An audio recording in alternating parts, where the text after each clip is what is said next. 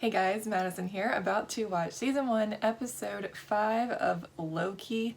I cannot believe there's only 2 episodes left. This always goes by so fast. I remember it was the same with WandaVision and Falcon and Winter Soldier. I was like, we're almost to the end already. How did this happen? But I'm so excited. As always with this show, I kind of have no idea what's going to happen. Like, I have no idea where this is going. I mean, anybody with kind of basic knowledge of plot structure can be like, well, this show is obviously about self-love, and Loki is learning how to love himself, all the different aspects and versions of himself. So there's probably going to be some kind of, obviously there's going to be like some kind of team up here with him and the other Lokis. I believe there'll be like a reunion between him and Sylvie, which is kind of the physical, like literal manifestation of loving yourself, because he's literally fallen in love with himself. So I think they're gonna reunite. I don't know if it'll be this episode or next episode. I would guess maybe the end of this episode. And I'm kind of scared about that because I really don't want like Sylvie to die or something. I don't think Marvel's gonna do that, but I really want Loki and Sylvie to have a reunion and triumph over whoever the big bad is at the end of this show, or at least escape and live to fight another day. Because if this is really Kang at the end of this show, I wouldn't expect them to kill him or beat him yet. So just getting out with their lives will be enough for me. But yeah, I mean, I really have no idea how all this is going to play out. I think it's just going to keep getting crazier and crazier, and I can't wait to see Gator Loki, Crocodile Loki, whatever he's officially called.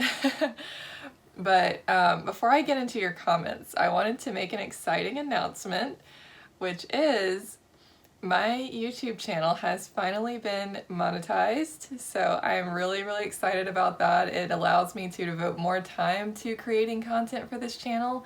So I'm really, really excited about that. And I wanted to say thank you to all of you wonderful subscribers and to anyone who's watched and liked and supported my videos over the years. Thank you so much, especially to those of you who have been around like for years and you've stuck around even as I've transitioned into being a reaction channel instead of editing. I used to just be a person who made video edits, and now I'm doing reactions. So it kind of took a while to build up that new identity before YouTube was like, okay, fine, you can be monetized. So thank you to all of you who have supported me and continue to support me. It really does mean the world to me, so thank you so much. And with that said, I can get into your comments. Again, I'm not going to be able to read them all because there's a lot, and thank you for that. I think this one has the most feedback on it so far. So I'm not going to have time to read everybody's comments, but I'm going to try to get to as many as I can. So let's start with Mike Choney, who says, I just like how awesome the Elder Loki, or Old Key as I'm calling him, looks in that costume. It took 12 years or so for the Marvel Universe to come around to accepting the epic silliness by slowly giving it gravitas first. But man, am I glad we finally got home the long way around. Goodbye, black leather. Hello, awesomely weird spandex. That's so true. Like, Marvel's been building this really cool identity, you know? Like, modern and appealing to the younger generations. And I think it's cool that they finally have, like, built themselves up to a point where they're like, yeah, let's do the old school spandex and the like cheesy old school costumes like they did with Wanda in the Halloween episode of WandaVision, and Vision of course. And now they're doing it with Loki. I think it's pretty amazing.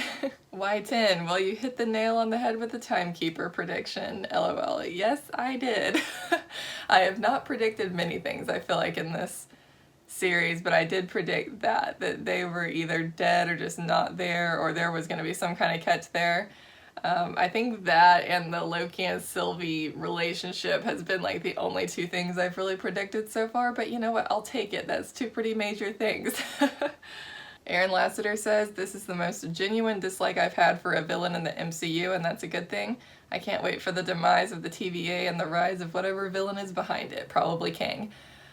Yeah, I really don't like the TVA, and I specifically really don't like Ravonna Renslayer. I was like, you prune Mobius, you prune Loki, you are on my very, very bad side. I do not like you. I want her to pay.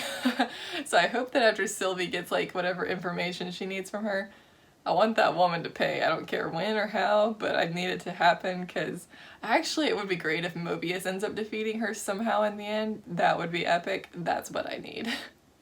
And Mobius on a jet ski. Almost Midnight says Loki Gator, best Loki. I mean, agreed. Persephone Personified says, and still Loki all the way. Lokis deserve love too, even if it's just another version of themselves. This is comic books, people. Much weirder things have happened. This is true. I remember, I think it was it episode 2 or 3? I think it was 3, where I was like already on the Loki Sylvie bandwagon, and I was like, I ship it. If she's the Enchantress or whatever, but if she's another version of Loki, I don't think I ship it, because that would be kind of weird. And then they totally made me like take back what I said in the next episode. Because she was like confirmed. Like they made it clear she's a Loki, and there was not a twist happening there. I say that there could still be a twist, but they were like, she's a Loki, and I'm like, you know what? I don't care. I still ship it anyway. They've made it, they've conveyed it and portrayed it in a way to where it's not that weird to me. Like, honestly, the way I think about it is, like, if you want to use Spider-Man as an example, like, think Tom Holland Spider-Man, Andrew Garfield Spider-Man, and Tobey Maguire Spider-Man. They're all playing Peter Parker, but they're all completely separate, different characters who have lived totally separate and different lives. And that's how I'm thinking of this. Except even more different. Even more different than that, because Sylvie literally is just a different person who, like, we don't even know, does she have a brother named Thor? Does she have the same, like, is Odin and Frigga her parents? I mean, adoptive parents. Did she come from the frost giant Laufey? Like, is that the same? Is all that the same, or is it different? I don't even know, because they haven't confirmed either way. So we know she was adopted, but I'm just like wondering how much of her story is the same as Loki's, or if they're like, how different they are. I don't know. Either way, doesn't matter. I'm on board the ship. Wile Coyote says that derelict structure on the right in the mid-credit scene strangely looks like Avengers Tower. Wonder if that's intentional. I totally think that's Avengers Tower, and so I guess we're in some weird kind of alternate dimension, apocalyptic New York or something? I don't know. We'll find out. Einar says, a couple of the moves during the fight seemed very reminiscent of the throne fight in The Last Jedi. The back-to-back when she kicked looked exactly like Rey to me. Oh, totally. I was like, I'm convinced that Kate Herron is a Reylo. Just my opinion, who was scarred by J.J. Abrams and what happened in The Rise of Skywalker. And she was like, okay, I'm gonna do my own soulmate ship here, and we're gonna get a happy ending. I'm assuming this is gonna have a happy ending. I could be wrong. But it was so on the nose. Them walking into the throne room, the guy on the throne, the timekeeper, kind of looks like Snoke. He was like in this gold robe and kind of pruny. If you'll forgive my pun there. And then in the fight, there were several things, like the kick, and she throws a weapon to him. Like in The Last Jedi where Rey throws the lightsaber to Ben. Yeah, the whole back-to-back thing, it was very similar. And then the lighting was actually like The Rise of Skywalker. It was like the lighting on Exegol, but more like green tinted instead of just straight up like eye-burning blue. So take from that what you will. I mean, to me, it's really obvious that it was inspired by those films. Others might disagree. That's fine. Chris of Stars says, I think right now Sylvie is Sylvie in the way that Wanda was Wanda this whole time before she was Scarlet Witch in WandaVision. Except Sylvie will become Enchantress. That's the superhero name she will end up with. I hope this makes sense. I completely agree with you, because like Loki and Thor don't need superhero names because they're like Norse gods. Everyone knows their names already, but Sylvie, is not a Norse goddess or anything. I think she's going to end up with a superhero code name, and the fact that they keep saying enchant and enchantment throughout the series, and she seems to be a hybrid of like Lady Loki and Enchantress. I mean, her hair color is like Enchantress. She's got like kind of elements of her costume that are like Enchantress's costume. Her name being Sylvie, which is a version of the Enchantress. I mean, she's a hybrid of those two characters in my opinion, and I think that's probably where they're going to end up. I don't know if they'll use the term Enchantress yet in the series, but even if not, they might do it down the road. So I agree with you, Chris, and I think we're going there. Tyrone says in actual Norse mythology, Loki did cut Sif's hair, and that angered Thor, and he made Loki replace her hair with strings of gold. Yeah, I think I misspoke when I did my reaction video, and I was like, oh, they did that just like in the comics, because with where Loki and all that is concerned, I mix up the comics and mythology a lot. So I think that's actually a story, yes, from mythology. I can't remember if the haircutting thing happened in the comics too, or if it's just in the mythology, but yes. Point being, I was totally geeking out when they did that little storyline memory. And it was amazing. I loved it. Tyrone also says a good sign of good writing is when you hear that what seems to be an odd throwaway line, like Sylvie saying she doesn't like sitting with her back to the door, and finding out later the TVA took her when she was a little girl playing with her toys with her back to the door, which gives that line more weight. And I totally did not even think about that, Tyrone. That's a really good catch. And I love little details like that, lines that just seem throwaway, and then later you're like, oh, that's why that is. So, yes, love stuff like that. TWSTF says, Loki's reaction when Mobius got pruned, he was clearly shook. Awesome episode. Yes, he was shook, and so was I. When I saw my face in the reaction video when I was editing it, I was like, when Mobius got pruned and when Loki got pruned, I was like, I was a little bit shook, just a little bit. So what will make me shook in this episode, I don't know, but I'm sure some crazy stuff is gonna go down, and I don't know about you guys, but I am ready to get into this reaction and find out what happens next with our Loki and all these other Lokis. So without further ado, let's jump in and watch episode 5. Come on.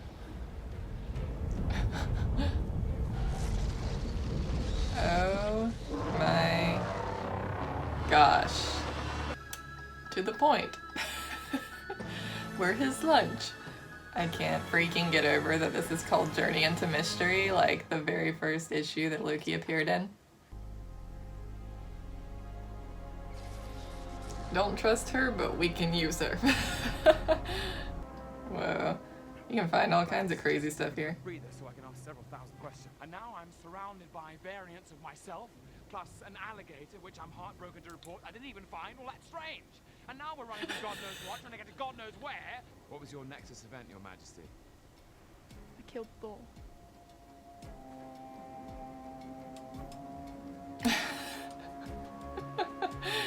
Shook.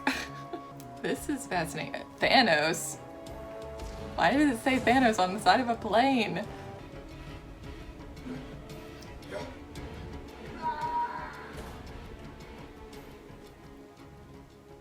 Was that Thor? Why did you want to return to the TVA so badly anyway?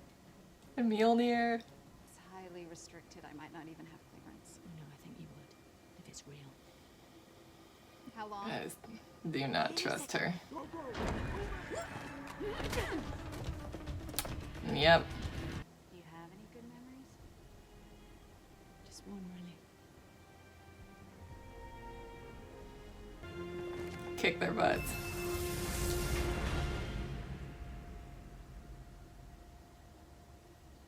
That was really the smartest thing she could have done, because now she's gonna be where Loki is. So, They can all get out together. well, at least my Nexus event wasn't eating the wrong neighbor's cat.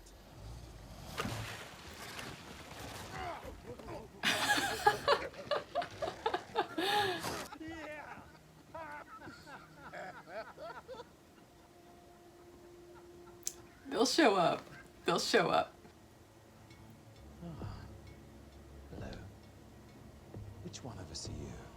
What?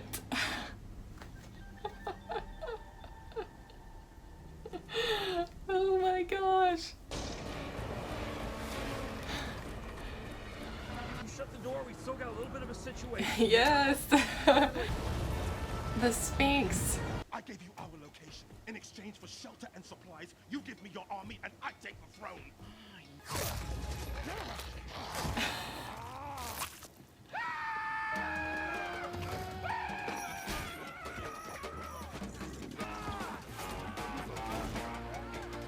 He's praying. Thinks we're going to die.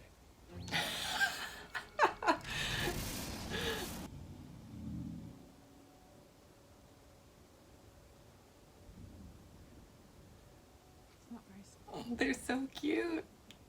Maybe we could figure it out. Together.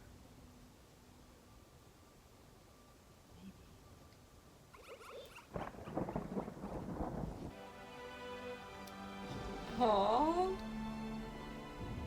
Thank you, my friend. You're my favorite. I'm scared.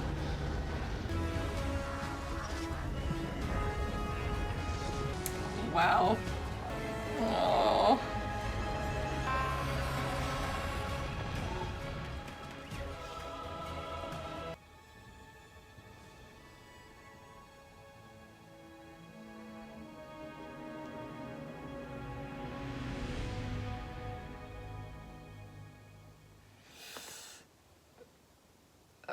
Man.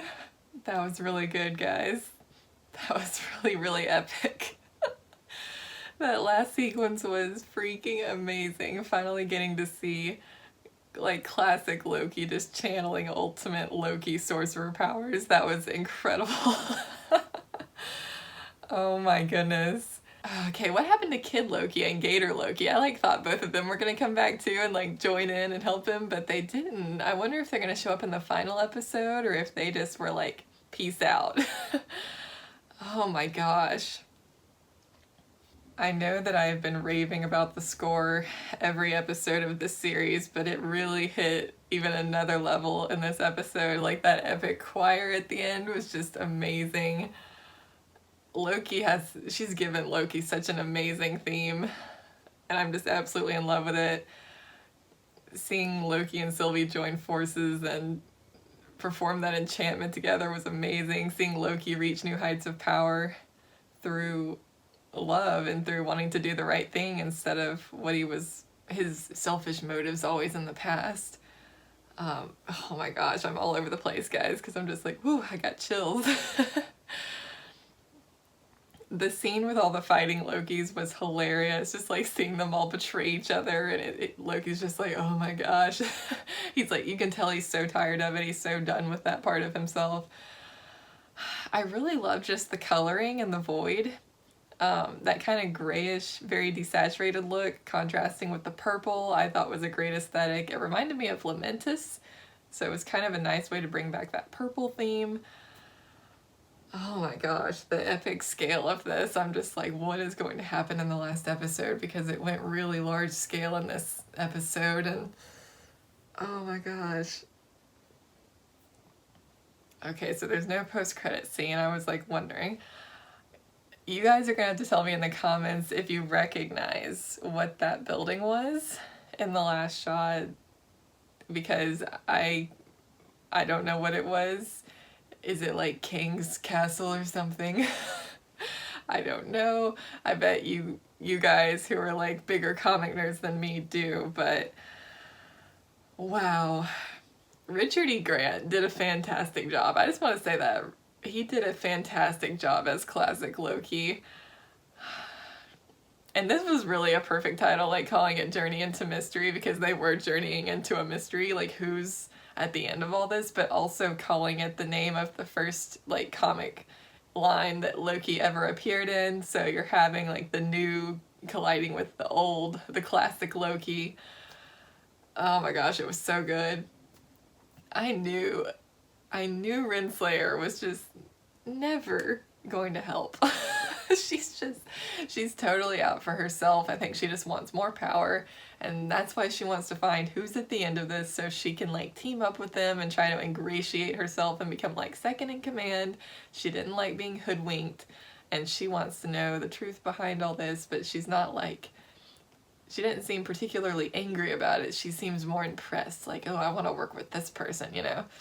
Oh my gosh, guys. I'm so overwhelmed. There was so much in that episode. But that scene with Loki and Sylvie talking was really touching. Seeing two people who have always been alone finally finding someone, finding that other half of themselves is always so satisfying in storytelling. And I like that it's going a bit more gradual now, because it was like they met in that first episode, and then in episode 4 it was like, boom, we're on the verge of a love declaration, and it didn't necessarily feel earned because it happened so quickly. But after the development that happened in this episode and the conversations they had, the moment they had joining hands to perform the enchantment, that felt earned, and that felt like genuinely building their relationship up more, instead of just having it like, boom, they meet, they're in love, end of story. Like, I liked seeing more depth and progress there instead of it just being so sudden, you know, because things always feel more earned when it takes time. So I like that we got to slow things down for a bit in this episode and let them have some more time to talk things through, like, maybe we'll figure it out together at the end of this, you know, that sort of thing. But in summary, I absolutely loved this episode, and I cannot wait to see what happens with Loki and Sylvie and this man behind the curtain they're going to face at the end of the series. Who do you guys think it is? Is it Kang? Is it someone else? What's going to happen? Let me know what you think in the comments and what you thought of this episode in general. What were your favorite moments, your favorite parts? Did you have a favorite Loki variant? Let me know what you guys thought, and I will see you guys next week for the season finale of Loki. Bye, guys.